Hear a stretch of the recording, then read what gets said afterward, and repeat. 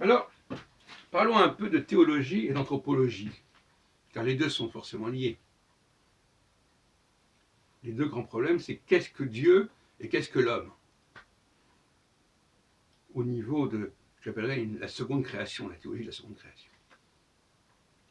C'est-à-dire que nous avons deux approches.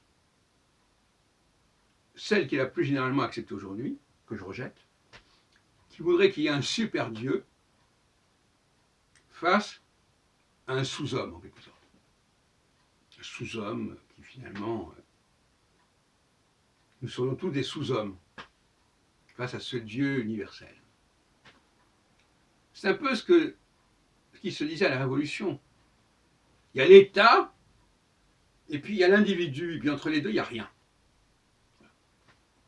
Moi, ce qui m'intéresse, c'est de meubler le vide entre ces deux extrêmes. Le meubler de deux façons, entre ces deux extrémités, ces deux polarités, le sur-Dieu et le sous-homme, par un sous-Dieu et un sur-homme. Comme ça, on passe de 2 à 4. Le sous-Dieu, ben, c'est un Dieu né du Dieu premier. On pourrait appeler ça le Fils, quelque part, pourquoi pas. Et le surhomme, c'est un homme qui est doué d'un certain génie, si on pourrait dire.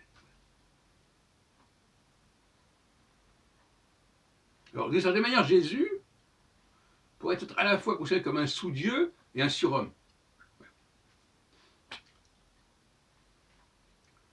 En ce sens-là, pourquoi pas?